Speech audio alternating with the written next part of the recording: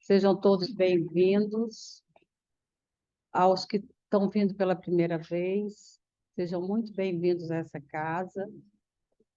Vocês todos são muito bem acolhidos e serão muito bem recebidos por toda a espiritualidade dessa casa. Eu queria pedir, quem está com o celular, se puder botar no silencioso, por favor. E vamos começar, né? Eliud, você pode fazer a leitura. Boa tarde a todos. Do livro de Francisco Cândido Xavier, pelo Espírito de Emmanuel, vinha de luz, né? Purifiquemo-nos. Tá bom aí, tá dando para ouvir? De sorte que se alguém se purificar dessas coisas, será vaso para a honra, santificado e idôneo para o uso do Senhor, e preparado para toda e boa obra. Paulo, capítulo 2, versículo 21. Em cada dia de luta, é indispensável atentar para a utilização do vaso de nossas possibilidades individuais. Na Terra, onde a maioria das almas encarnadas dorme ainda o sono da indiferença, é mais que necessária a vigilância do trabalhador de Jesus nesse particular. Quem não guarde os ouvidos pode ser utilizado pela injustiça. Quem não vigie sobre a língua pode facilmente converter-se em vaso de calúnia, pela leviandade ou pela preocupação de sensacionalismo. Quem não ilumine os olhos pode tornar-se vaso de falsos julgamentos. Quem não se orientar pelo espírito cristão será naturalmente conduzido a muitos disparates e perturbações, ainda mesmo quando a boa-fé lhe imputa propósitos louváveis. Os homens e mulheres de todas as condições estão sendo usados pelas forças da vida diariamente. Por enquanto, a maioria constitui material utilizado pela malícia e pela viciação. Vasos frágeis e imperfeitos fundem-se e refundem-se todos os dias em meio de experiências inquietantes e ruins. Raríssimos são aqueles que, de interior purificado, podem servir ao Senhor habilitados para as boas obras. Muitos ambicionam essa posição elevada, mas não cuidam de si mesmos. Reclamam a situação dos grandes missionários, exigem a luz divina, clamam por revelações avançadas, contudo, em coisa alguma se esforçam por se libertarem das paixões baixas. Observa, pois, amigo, a que princípios serves na lida diária. Lembra-te que o vaso de tuas possibilidades é sagrado. Que forças da vida se utilizam dele? Não ouvides, acima de tudo, que precisamos de legítima purificação, a fim de que sejamos vasos para a honra e idôneos para o uso do Senhor. E agora, vamos fechar os nossos olhos, buscar uma posição confortável na cadeira, não que para dormir, tá? Só para relaxar. E vamos nos conectar com o mais alto e pedir ao Senhor Jesus que esclareça a nossa mente, que abra o nosso entendimento, para que possamos colher aqui hoje o recado que será dado pelo nosso irmão. Que possamos, Senhor Jesus, aprender e multiplicar conhecimento, porque também a gente às vezes pega o conhecimento e guarda para a gente. Precisamos multiplicar aquilo que ouvimos, aquilo que vemos que tem conexão com a gente, e que possamos, Jesus, levar a todos os necessitados a palavra de Jesus e a palavra da espiritualidade. Que Jesus possa nos acolher hoje em todos os nossos pedidos, em todas as nossas demandas, e que também acolha todos que aqui não puderem estar, a todos que estão atormentados, a todos que estão em sofrimento. Que a paz reine nos nossos corações. Que assim seja. Agora eu quero convidar o nosso irmão para iniciar. Ele vai vem para cá.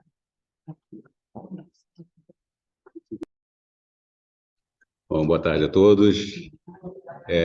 Primeiro, a gente quer dar nossas desculpas rapidamente, porque a gente tem muitas incumbências, muitas tarefas, não que a gente esteja sobrecarregado, mas acontece às vezes na Terra da gente confundir o horário e acabar se atrasando. Então, fica aqui minhas desculpas. Mas não será com menos intensidade ou com menos conteúdo, o tempo reduzido que a gente vai ter para fazer a exposição doutrinária, que é o Homem Novo, mas que a gente vai procurar fazer um filtro naquilo que nós trouxemos para apresentar no tempo normal e habitual para discorrer sobre o assunto. Mas o Homem Novo é uma expectativa da humanidade quando ela se depara com momentos de desafios, momentos de incoerência, momentos avaliados como incompatíveis com o gênero humano, com o respeito humano, com a dignidade humana. E a gente começa a se questionar o porquê desse comportamento individual ou coletivo com relação a essa diferença do caminhar da maioria da humanidade. Porque a gente há de convir que grande parte da humanidade já se decidiu ao bem, embora não seja perfeito. Mas aqueles que, embora sejam imperfeitos, ainda não se decidiram pelo bem. Essa é a grande diferença. Há aqueles que são imperfeitos, que têm bom senso, se controlam, se autoconhecem, e há aqueles que são imperfeitos, que não se controlam, não se autoconhecem e muitas vezes se comprazem com o erro que produzem.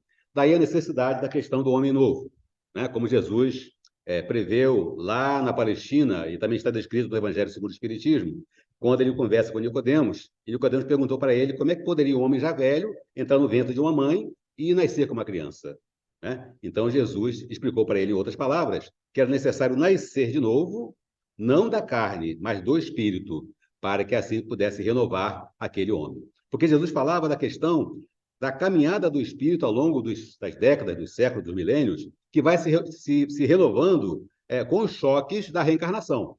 Em cada reencarnação, a gente consegue, pelo menos, se conscientizar ou se dar um toque, ou quem tomou resolução no mundo espiritual de se aperfeiçoar, porque todos nós passamos pelo crivo do mundo espiritual, estabelecendo compromissos, seja por expiação, seja por provação, porque aqueles que reencarnam, porque são obrigados a reencarnar. Chega um tempo onde a necessidade da reencarnação não tem mais escolha.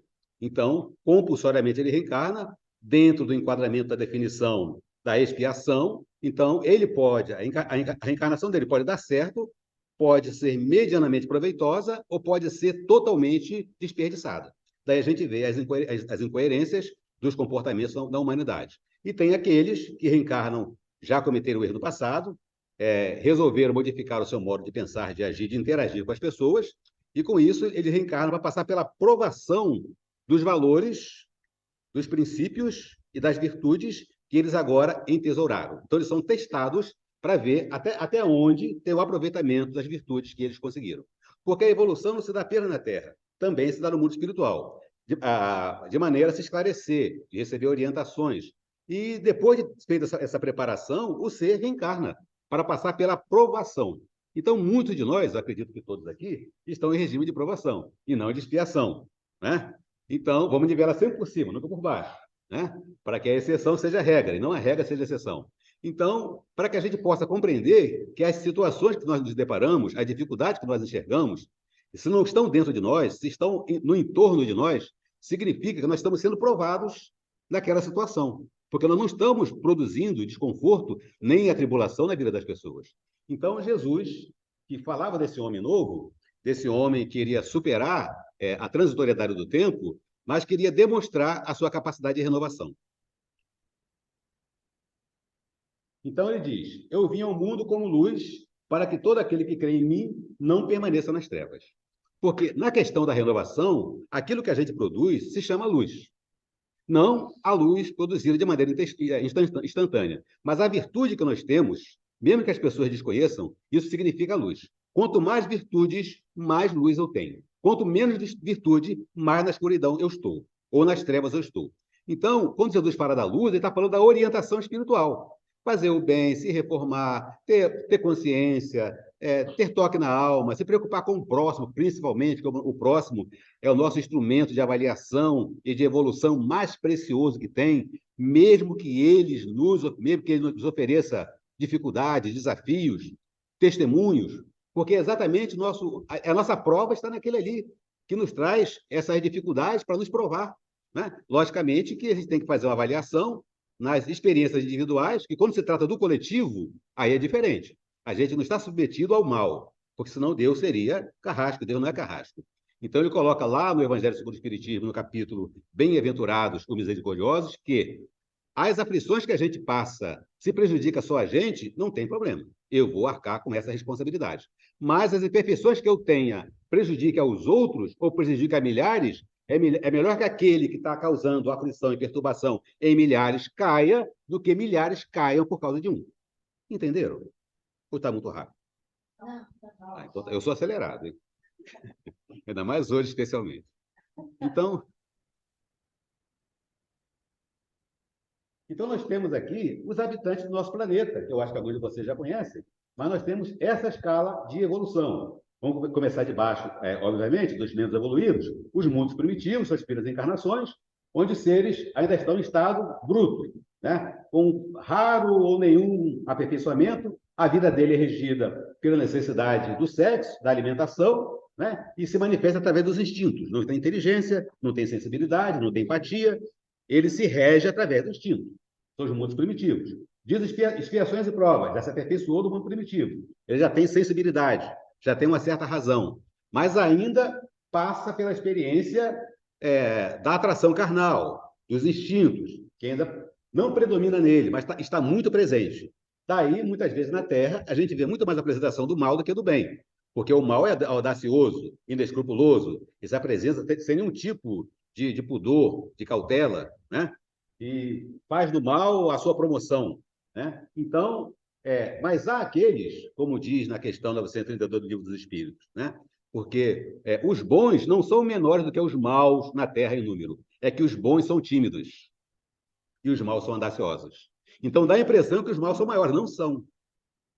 Os bons é que são tímidos e não se manifestam, e deveriam se manifestar, em toda e qualquer circunstância, em qualquer situação. Ok? Por isso nós estamos aqui no mundo de expiações e provas, se definindo pelo bem, para que os bons predominem sobre os maus. Tá? Mesmo aqueles que parecem aparentemente ser a maioria quando não é. Depois nós temos o mundo de regeneração. A gente pode falar assim, nossa, mas o mundo de expiações e provas dá muito trabalho. Mas vocês sabem o que é o mundo de regeneração? São as férias depois do trabalho. Ninguém tira férias e depois tira férias de novo. Então, o mundo de regeneração é para a gente se regenerar, se retemperar, se fortalecer, para poder, depois do cansaço do mundo de expiações e provas, que vai ser um cansaço daquele, já está sendo um cansaço daquele, cansaço mental, cansaço físico, cansaço afetivo, cansaço nas nossas relações, né? Porque esse desequilíbrio, né, que cada vez é mais constante, porque há aquele conflito de se permanecer como se é e como se foi, para se melhorar. E dentro dessa indefinição de deixar de ser como se foi para ser como se é, ou se aperfeiçoe para o futuro, existe o conflito. E esse conflito gera, muitas vezes, dissabores na humanidade. Então, dá um trabalho para você aperfeiçoar, para você compreender, para você interagir. Por isso, no estágio que nós vivemos hoje, é um estágio de testemunho, de desafios e de sacrifício, para que a gente possa chegar ao mundo de regeneração. O mundo de regeneração será o fruto do trabalho que nós fizermos para que o bem prevaleça na Terra. Quem não trabalha para que o bem prevaleça na Terra está colaborando com o mal. Então, eu tenho a obrigação de trabalhar para que o bem prevaleça na Terra, em qualquer situação. Para depois a gente passar para o mundo de regeneração. Vai ser o mundo do descanso, onde só vão viver os seres bons, de bom coração, né? Sem nenhuma segunda intenção. Então, eles terão acesso por merecimento, não por trabalho terceirizado, que alguém vai fazer por mim, mas vai ser o meu comprometimento, o meu suor, as minhas lágrimas, as minhas renúncias, que vão me levar à promoção espiritual. E logo eu vou para os mundos ditosos. No mundo ditoso, praticamente não existe o mal, não existe doença, né? Que são os mundos dos seres do sistema solar de Alcione, que a gente vai falar muito aqui para frente, da religião celeste, da religião cósmica, da religião sideral. Porque esses seres já estão se apresentando aqui na Terra e vão se apresentar cada vez mais. Mas qual será a forma que a gente vai identificá-los? Pela firmeza moral. pelo rigor comportamental, pela decisão intransigente da moral e do bem, da renúncia em prol da coletividade. A partir do momento da presença desses seres dos mundos felizes ou ditosos, a gente vai começar a ver realmente que o nosso propósito de vida, quando dirigido ao próximo, ele é pensando na coletividade e não na minha vantagem particular ou pessoal. Então, a gente está começando a mudar isso. E a gente está começando a ver que ele vai ter que abrir mão para poder atender o coletivo. Né? Então, esse é um sinal do aperfeiçoamento da coletividade terrestre. Mas sem forçar a consciência de ninguém, sem obrigar ninguém, porque Deus não violenta a consciência de nenhum de nós. Ele apresenta a opção, ele apresenta a oportunidade para que cada um possamos aproveitar. Tá? Isso sem nenhum ranço, de nenhum dos tipos de orientações ou de ideologia. É a religião cósmica de Jesus se apresentando naquele resumo. Fazer ao próximo tudo aquilo que eu gostaria que o próximo me fizesse. Tá? Com inspiração em Jesus. Então, nesse sentido, esses seres felizes desse mundo ditosos irão nos ensinar a esse trabalho de nos dedicarmos ao bem da coletividade. E depois nós vamos para os mundos celestes, que são os mundos dos espíritos angélicos, que aqui na Terra, um a gente conhece, que é o Francisco de Assis, que é um ser angélico, de hierarquia muito abaixo de Jesus, logicamente, e tem um que a gente ouve falar, mas nunca ouviu, né? Em pintura mediúnica, em manifestação espiritual, que é o Anjo Ismael, que vela pelo Brasil, que trabalha pelo equilíbrio, pela predominância da bondade do Brasil, que está trabalhando agora intensamente pelo Brasil, porque ele é nosso anjo da guarda coletivo, né? Nosso protetor espiritual patriota, e vai trabalhar para que tudo possa chegar a um nível de comportamento onde a misericórdia, a compaixão, mas a justiça seja feita para que o bem prevaleça. Tá? A gente está falando aqui em nome de religião, em nome do papel religioso que muita gente não compreende. Quando Jesus falou, eu sou o caminho, a verdade e a vida, muita gente não compreendeu. A vida é abrangente. A vida, ela pega todos os detalhes e nuances da nossa existência. Não tem nada que foge ao alcance espiritual de Jesus. Por isso ele falou, eu sou o caminho, a verdade, e fechou com a vida. Porque todos os atos da nossa vida dizem respeito à responsabilidade do mundo espiritual. Então, nós estamos caminhando para isso, com a presença desses irmãos. E o terceiro e último anjo que a gente conhece é Jesus. Né? Que às vezes a gente esquece, né? A gente fala de Jesus com tanta familiaridade, esquece que ele é um ser de evolução que a gente não consegue definir, porque não faz parte da nossa realidade ainda, né? A gente chama ele de consolador, a gente chama ele de protetor, a gente chama ele de nosso irmão espiritual maior, mas Jesus tem uma personalidade espiritual tão grande que a gente não teria palavras para defini-lo. Mas ele está muito mais presente do que a gente imagina, porque ele é um governador planetário que não está distante no seu gabinete. Ele é um governador planetário que está presente em nossas vidas. Talvez de forma muito mais intensa do que nós possamos imaginar. Tá? É que não tem tempo para te contar algumas histórias dele, mas quando tiver oportunidade, que eu não sofri atraso, se tiver mais tempo, aí eu conto alguns detalhes. Tá? Então, vamos lá. Então, antes do Cristo e depois do Cristo. Como é que era o mundo antes do Cristo? Era um mundo voltado para a brutalidade, era um mundo voltado para o Deus, né, pessoal, ou Deus de comunidades. E Jesus veio à Terra exatamente para trazer a ideia de um Deus único, consolidar a ideia de um Deus único que Moisés adotou essa providência, para que ele, então, a partir dessa ideia de um Deus único, pudesse começar a implantar a lei do amor. E é a lei do amor que é a nossa plataforma de lançamento para que a gente possa começar a evoluir. Porque esse amor muitas vezes é incompreendido, com um amor romântico, um amor poético, mas na verdade é um amor espiritual. É um amor de dedicação à vida, primeiro amando-se a nós mesmos, para depois amar ao próximo. Porque se eu não consigo amar a mim mesmo, logicamente que eu vou amar ao próximo de maneira deficiente. Porque eu não tenho uma noção exata de como devo me amar. Como eu não devo me amar, eu tenho uma visão distorcida desse amor que eu quero impor à maioria das pessoas. Tá? E vem muitas vezes os erros e enganos em que aqueles que se julgam liderar a humanidade cometem, porque estão na contramão da recomendação de Jesus. Fazer ao próximo tudo aquilo que você gostaria que o próximo lhe fizesse. Logo, eu tenho também que sofrer, eu tenho que passar pela experiência que eu gostaria que o próximo também passasse. Né? Então, geralmente, eu recomendo para os outros aquilo que eu não quero para mim. Eu recomendo o lugar em que o outro esteja, mas que eu não quero para mim. Então, é muito fácil recomendar para os outros situações desagradáveis, que eu digo que é correta, mas que para mim eu digo que não é.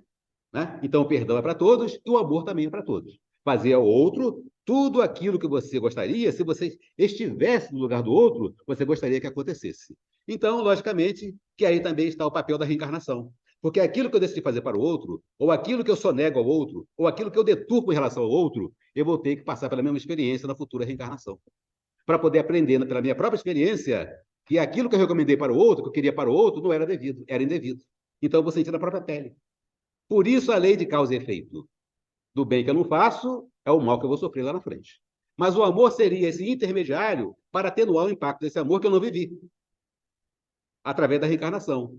Então, logo, o amor, ele cobre a multidão de pecados. Quanto mais se ama, menos pecado a gente tem. Se tem acumulado, eu vou abater esses pecados através do amor que eu vou exercitar em mim. Então, o amor, na verdade, é a nossa defesa diante do mal que nós já fizemos. Então, a partir do Cristo, nós começamos uma nova etapa, a etapa do homem novo. E Jesus falava, né? Quando se questionava com relação a como é que pode um homem novo nascer depois de velho no ventre de uma mãe, Jesus falava, não. Mas eu não vim à terra para colocar vinho novo em outro velho. E também não vim à terra para colocar remendo novo em tecido velho. Porque em se colocando o vinho novo em barril velho, lógico que as tábuas envelhecidas há de romper. E vai, assim, não desperdiçar o vinho novo. E se colocando o remendo novo no tecido velho, o tecido velho vai se romper e logo assim vai se desperdiçar o trabalho e aquele tecido não terá sido suficiente. É necessário que o ser se renove por dentro, na sua essência, naquilo que ele conhece, vasculhar as suas dificuldades e aí corrigir-se para então ser o homem novo. Não existe improviso da renovação, nem existe renovação verbal, mas renovação comportamental, com testemunho pessoal, não se auto-apresentando como ser novo, como ser renovado, como ser exemplar, mas os outros te reconhecendo como ser que é exemplar, que fez o seu esforço, que faz o seu esforço para assim se renovar. Então Jesus deixou essa herança do homem novo, que vai prosseguindo com a gente ao longo das reencarnações. E nós chegamos numa etapa essencial, crucial, da decisão. Que lado eu quero? O bem ou o mal? E a gente não sabe quando será que nós teremos outra oportunidade, ou quando, ou em que local será que nós teremos outra oportunidade. Geralmente em mundos inferiores. Tá? Então, nós temos na pré-história a antropologia, que ela fala dos primórdios da humanidade. Né? Até a Fátima Júnior colocou lá, sem saber que eu ia usar isso aqui. Eu achei até legal, não ficou redundante, ficou repetitivo, mas ficou mais pré-ilustrativo. Então, todo esse caminho evolutivo somos nós. Nós estamos na Terra e muitas vezes a gente não se dá conta que nós somos seres em evolução. Nós falamos em religião, mas a gente não se vê como esses seres que começam a caminhada evolutiva. A Terra se renova dentro do conceito do homem novo com aqueles que são espiritualistas e com aqueles que são materialistas. Com aqueles que são criacionistas, com aqueles que são reencarnacionistas. A Terra se divide assim. Tá? Porque se eu tenho uma noção de orientação na minha vida em que eu sou espiritualista, logo eu acredito que o ser que habita em mim, ele é imortal. Não é o corpo que retém, que tem o ser dentro dele. É o ser que se movimenta e se manifesta através do corpo. Logo, eu sou espiritualista, que eu acredito que esse ser que habita no corpo, que provisoriamente eu ocupo, ele irá sobreviver depois da morte. Se eu sou materialista, não. Eu não acredito. Logo, se eu não acredito, eu vou me dirigir pela ideia material. Por isso as pessoas são materialistas. E não vale dizer que é espiritualizado se a sua atitude é de materialista. Tem muita gente dizendo que é espiritualizado, que é cristão, mas a atitude é de materialista. Não é o rótulo da garrafa que diz que o conteúdo é bom. É você provando o conteúdo da garrafa que você saber que o conteúdo é bom. Se o conteúdo é contraditório com o rótulo, com certeza não é bom. Deu para entender? Então, nós temos, nessa arte do barro e do ser, também uma outra questão na antropologia, que é o conceito que é bíblico, foi uma fase da humanidade que a gente compreende e respeita, de que o homem foi criado do barro, porque você tinha uma ideia de um Deus mágico, maravilhoso, sobrenatural, né? Logo, Deus tinha o poder de pegar um punhado de barro, juntar, né? Fazer um molde de um ser, e fez lá uma narina, e chegou na narina desse ser de barro, assoprou e teve vida. Dali nasceu o homem, o primeiro homem da Terra. E depois, passado um tempo, aquele homem ficou sozinho durante muito tempo, Deus, então, achou por bem criar uma mulher para ele. Aquele ser de barro agora tinha um esqueleto, composto de 208 ossos, que é a nossa formatura do esqueleto. Foi lá na costela, tirou uma costela, daquela costela criou uma mulher. Por isso que o pessoal fala, mulher é osso. Né? Não, é filé. Desanima, não. É filé, não é osso, não. Brincadeira, gente. Eu não volto mais para fazer palestra. E eu nem tenho tempo para falar muita coisa assim. Mas vamos lá. Então, a gente tem essa senhora aqui, essa jovem senhora, chamada Anne Dambicourt Delancey. Ela é uma antropóloga francesa, e ela fez uma descoberta muito interessante que eu vou ter que contar em resumo para vocês. Era um laboratório que era compartilhado com outros cientistas. Ela pegou, ele faz estudos com aqueles fósseis, como eu mostrei lá atrás, daquela evolução dos seres ao longo do tempo, e ela então pegou um desses fósseis, crânio, e começou a manusear. E o crânio escorregou da cabeça dela, caiu no chão, e ela então viu que um dos ossos se desprendeu do crânio. E ela, curiosa, achando que tinha quebrado o crânio, que não era dela, o uso coletivo, pegou o crânio, tentou colocar no lugar e aquele pedacinho encaixou na base do crânio. Ela, na hora, nem pensou, foi embora para casa. Cientista é curioso, pensa tudo, imagina tudo. Se a gente começar a pensar muita coisa, a gente fica meio achando, querendo encontrar explicação para tudo, né? E ela pensou, não, aquilo não é possível. Se tivesse quebrado, tinha soltado o pedaço, não tinha se encaixado. Vê se encaixou um quebra-cabeça. Aí voltou, mexeu em outro crânio e soltou a mesma parte. Aí foi mexendo em todos os crânios que tinha, foi soltando a parte. Ela descobriu um osso chamado esfenoide. E que o osso esfenoide, ao longo da encarnação da humanidade, da evolução da humanidade, todas as vezes que esse osso se move, a humanidade muda o seu perfil morfológico, ou seja, corporal. A nossa aparência corporal muda. Por isso que hoje nós temos essa aparência, que não é definitiva, provisória, mas é muito mais aperfeiçoada do que os homens do passado. Porque houve um momento que o osso esfenoide se moveu e nessa movimentação ele traçou uma nova apresentação morfológica corporal do ser humano que habita a Terra. Tá?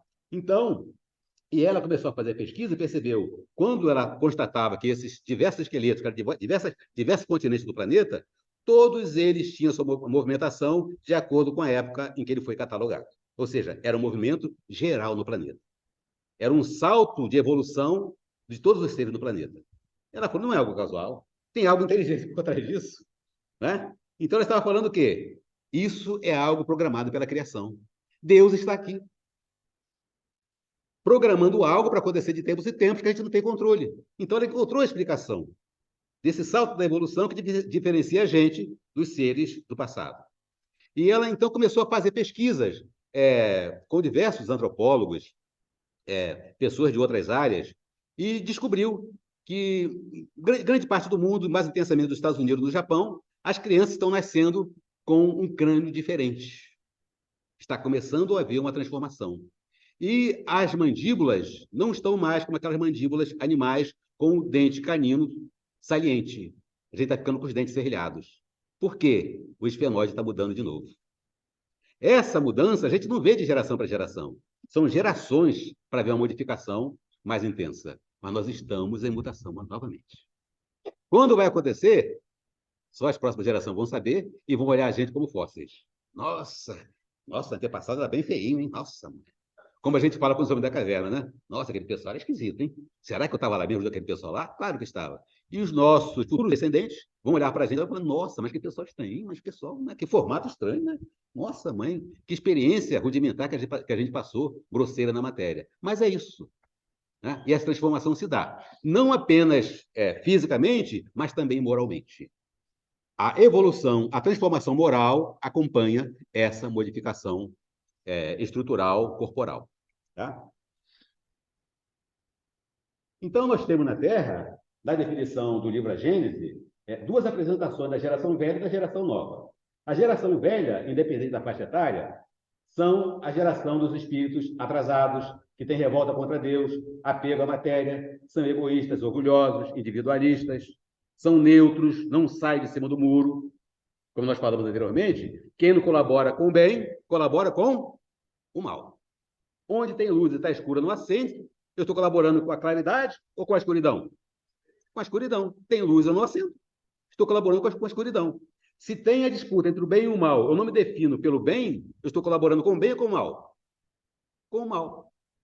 Né? Então, são os seres que se caracterizam como geração velha, que estão sendo superadas e substituídas. Aí tem a geração nova, também dependente da faixa etária. Que é inteligência e razão, sentimento inato do bem, progresso moral e leveza do espírito.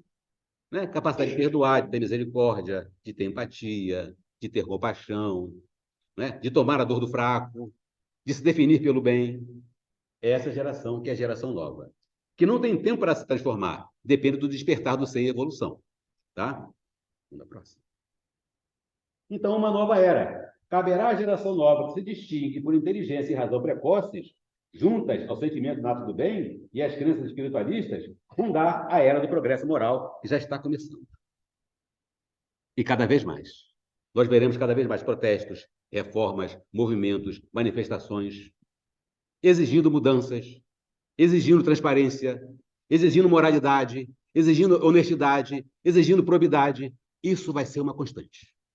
Até que a gente chegue integralmente ao mundo de regeneração, onde só os bons entrarão. Tá? Coloca lá, final dos tempos, são chegados os tempos. É isso que a gente está vivendo. E as pessoas desavisadas, muitas vezes acreditam que isso é apenas uma teimosia, uma geração que está meio perdida, desorientada, mas não é. Essa é uma programação de Deus. Porque todos os mundos que se renovam, eles passam por esses movimentos. Tá? Nenhum movimento aconteceu na Terra sem a manifestação da população. Ou vocês acham que lá atrás, na Revolução Francesa, aquilo aconteceu por acaso? Ou vocês acham que a Primavera Árabe aconteceu por acaso? Deus estava por trás, Jesus estava por trás. Então, esse é o período de renovação da humanidade.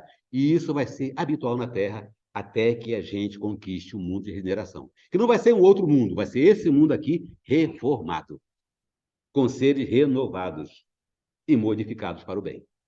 Tá? Nós seremos herdeiros da própria Terra. Lembra de Jesus?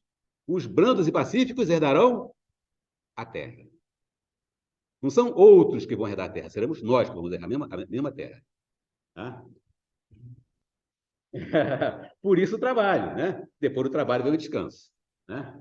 Então, só para ter uma ideia geral, né? Com relação ao progresso moral. Ele é sempre acompanhado pelo intelectual? Não, é sua consequência, mas nem sempre o segue imediatamente. Né? Porque o progresso, ele pode ser tanto moral quanto intelectual. Mas o intelectual sem o moral, ele fica como uma asa, um pássaro com uma asa só. É necessário duas asas. A moral e o intelectual. Tá? Então, para não ser prolongar, que o nosso tempo é curto, as potências da alma, que diz ali o Leon Denis.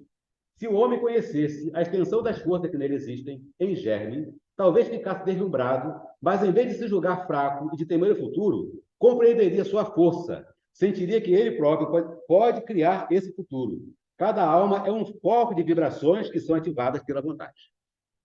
Tá? Então, é uma injeção de ânimo, é uma alavanca para que a gente se decida entre o bem e o mal. O que eu vou fazer da minha vida? Eu tenho essa potência, eu tenho essa condição. Como é que eu vou usar isso? Você vai ficar parado, paralisado no meu interior? Ou eu vou mobilizar em favor dessa causa de transformação e de progresso da humanidade previsto dentro da evolução divina? Esse é o momento, o chamado é esse. Todos têm condições de colaborar com esse momento, se assim o quiserem. Próximo. Então, qual o seu papel na transição planetária? O que eu devo fazer? Vou ficar admirando? Vou ficar transferindo responsabilidade? Ou vou integralmente participar desse movimento de renovação da humanidade? Se a cultura, se a música, se a dramaturgia, se o teatro, se as comunicações são deficientes, é porque a gente precisa de pessoa para fazer diferente. Não é porque esteja acabando. Como já se falou que o mundo ia acabar em 2012, ia acabar em 2000 e por aí vai. E o mundo não vai acabar da forma como as pessoas imaginam. Vai acabar, sim, a velha moral. Vai acabar, sim, o egoísmo. Vai acabar, sim, a exploração dos homens. Vai acabar, sim, o ludibriar das pessoas explorarem sua boa-fé. Isso vai acabar, está acabando. Mas o mundo, fisicamente, jamais vai acabar. Jamais será destruído. Então, o homem do bem. que é o nosso futuro, que nós estamos construindo. Né? Vamos fazer um resumo, né? Que é a predominância do bem e no mundo renovado. Vamos fazer um resumo de tudo que está aqui, que o nosso tempo está correndo lá. Tá? O verdadeiro homem de bem tem fé em Deus, na sua bondade, na sua justiça e na sua sabedoria. Sabe que nada acontece sem a sua permissão e submete-se em todas as coisas à sua vontade. Para resumir todas as funções do homem do bem. Tá? A gente vai ter um outro ponto que a gente quer chegar. Então, nós temos essa apresentação dos espíritos na Terra. Estão espalhados aí, cerca de quase 8 bilhões de seres na Terra. Temos espíritos da terceira classe, que são os espíritos impuros. Eles são marcados pelas imperfeições. Não têm virtude, são imperfeições. Dissimulam, são hipócritas, né, são falsos, mas só têm imperfeições. Tá? Se alguém identificou alguém por aí, não é mera ficção, é verdade. Nona classe, espíritos levianos. Também tem muitos por aí. Afirma a verdade, afirma a honestidade, afirma as boas intenções, mas são falsos em suas alegações, são levianos. Aquilo que eu digo ser, mas não sou, sou leviano. Não sou apenas mentiroso, eu sou leviano. Aquilo que eu afirmo que eu sei, mas que eu não sei, não é que eu esteja enganando os outros, é porque eu sou leviano, estou afirmando uma coisa que eu não conheço. Então, é mais fácil você dizer que você não sabe do que você dizer que sabe, mas não poder sustentar a verdade. Aí, quando não pode sustentar a verdade, sustenta com mentira. Né? Porque não sabe se identificar como limitado em sua capacidade. Os pseudo-sábios também são muito diferentes dos espíritos levianos.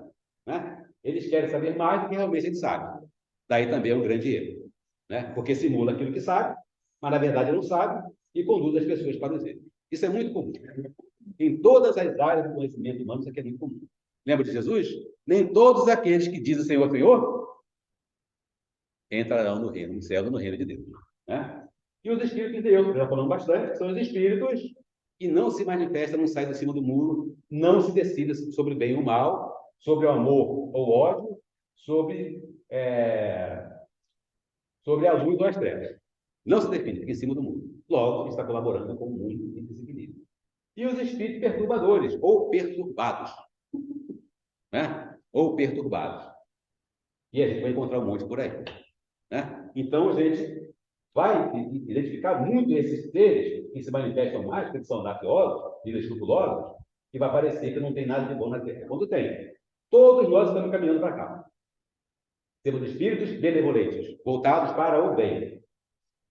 Essa é a nossa prova parada, logicamente, com a exceção daqueles que já superaram a parte do bem e já estão aqui em cima, né? Espíritos prudentes e sábios, espíritos de sabedoria, espíritos superiores e os espíritos puros angélicos, que a gente já falou.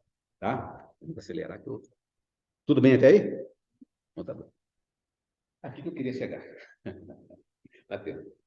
Então, nós temos, nesse momento, aqui na Terra, quer dizer, esse livro foi trazido à Terra, que nós estamos falando de revelações espirituais, tá, gente? Aqui não tem nada meu, tá? Estamos falando de revelações espirituais. Esse livro, Revelação Espiritual, Transição Planetária, na página 12, tá? Os amigos espirituais revelaram essa triagem dos seres que não mais poderão continuar encarnando na Terra. Então, vamos lá. Eles vão ser penalizados e excluídos da Terra. Os que vivem na persistência na acomodação perversa, indiferença pela dor do seu irmão, criminalidade conhecida ou ignorada, pacto de adesão à extorsão, ao suborno, aos diversos comportamentos delituosos do denominado crime do colarinho branco, conduta egoísta, tripudiar sobre a aflição do próximo, comprazer-se na luxúria e na drogadização, na exploração indébita de outras vidas. Então, quem tem uma, duas ou mais dessas características não poderão continuar a habitar no planeta. Se tiver uma, não permanece. Mais de uma não precisa nem falar. Porque se tiver uma delas, vai atrapalhar o convívio com os bons. Então ele vai ser afastado.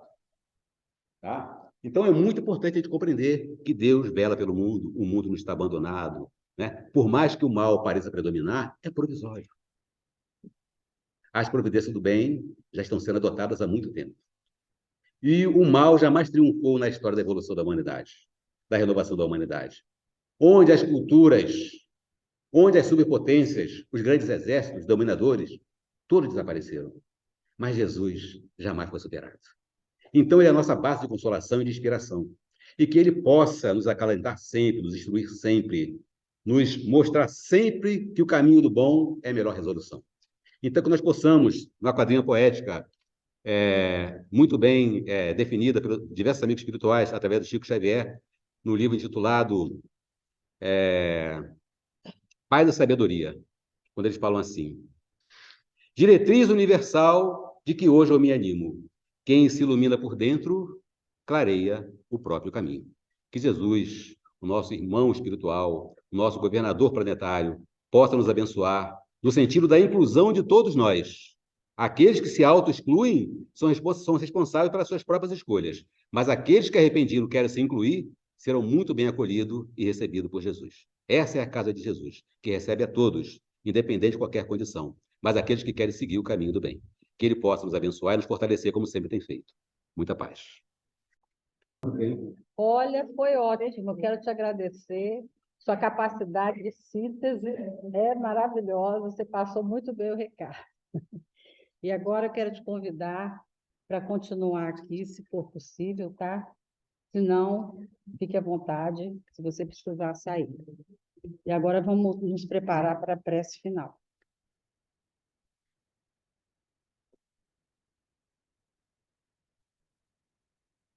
Jesus, nosso mestre querido, agradecemos essa oportunidade, esse momento em que tivemos essa alegria de ouvirmos orientações que nos auxiliarão sempre muito bem para a nossa jornada, para a nossa caminhada, para que possamos alcançar essa luz, essa paz interior, essa bondade.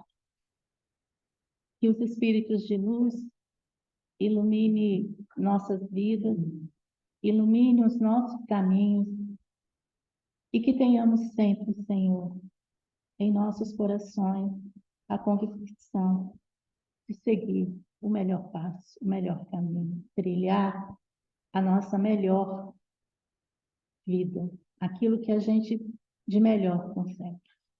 E assim, com essa energia de paz, de luz, vamos encerrando esse momento, pedindo a proteção dos nossos amigos espirituais, proteção do nosso Mestre Jesus. Que tenhamos uma semana repleta de luz, de paz e harmonia. Que assim seja.